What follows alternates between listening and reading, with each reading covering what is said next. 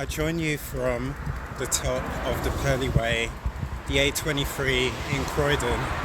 So I'm coming out quite late. I think maybe it's about 6:30, and I'm on about 1,500 steps.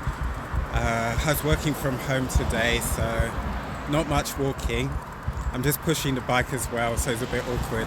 But I decided I was going to ride up here and then walk as much as I could of the Purley Way, possibly all the way back to Fulton Heath, possibly.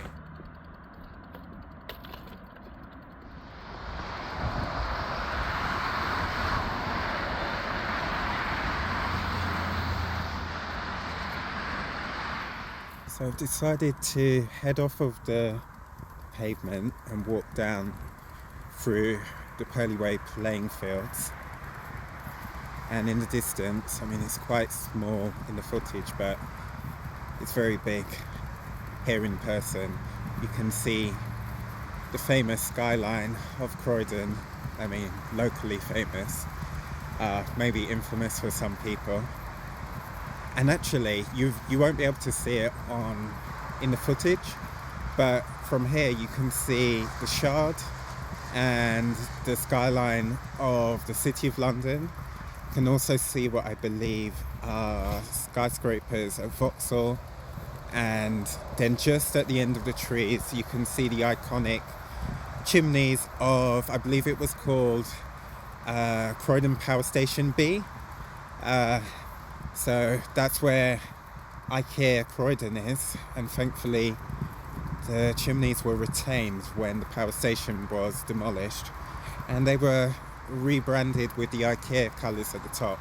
Anyone who wanted to visit IKEA in the south, sort of around the south coast or South London, had to come to Croydon for IKEA. But now we've obviously got Oxford Circus. There's one that's just open, or it's just about to open, in Brighton, which obviously you'd go up this road, the A23, heading towards the M23, and obviously follow, well, not obviously if you don't know, but you'd follow the M23 all the way to Brighton, which I believe is between, it's nearly about an hour's drive, if that. I guess it depends on how fast you're going.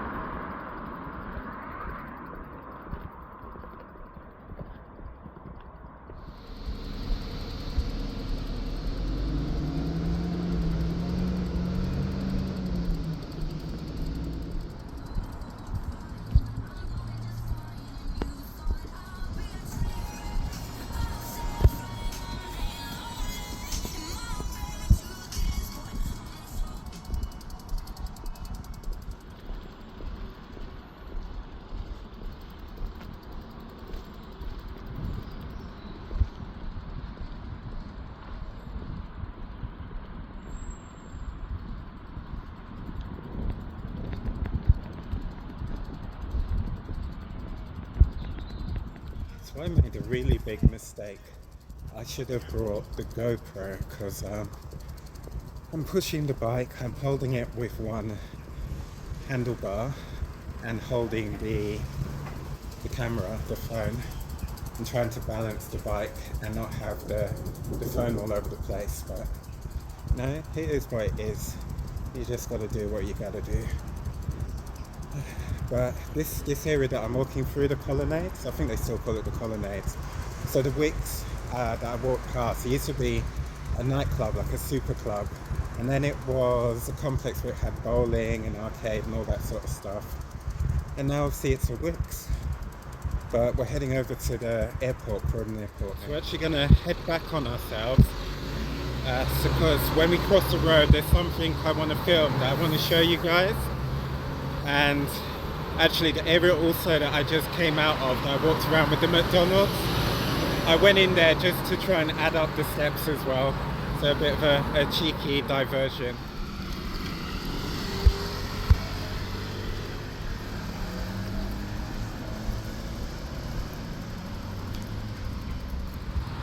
So who knew that there was an airport in Croydon? I mean, I did.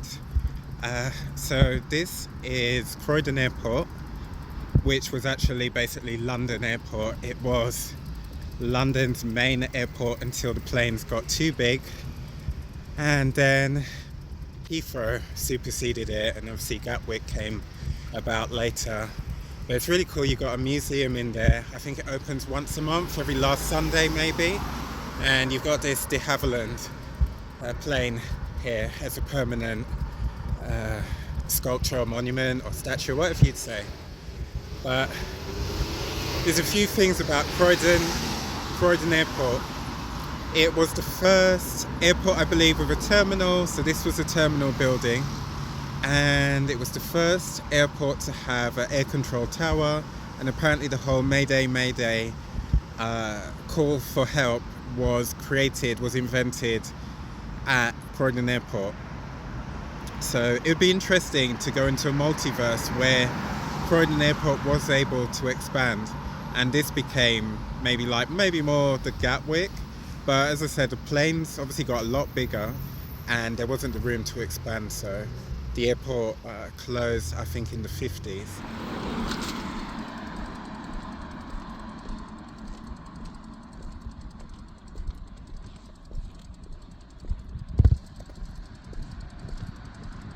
So I'm experiencing that thing again where the app doesn't seem to actually be updating or registering the steps. So I mean, I've said this a million times before, it feels like now, but hopefully when I get home it'll be interesting to see what happens. I don't know, maybe when it connects to the Wi-Fi or something, it'll update and there'll be a lot more steps on it. But I've also got two new challenges: battery life and a light. So the light, as you might be able to see, I'm sure you can see, it's sunset, so it's getting darker, so the footage is going to be a bit shaky, and hopefully I can capture most of this journey before the battery runs out as well.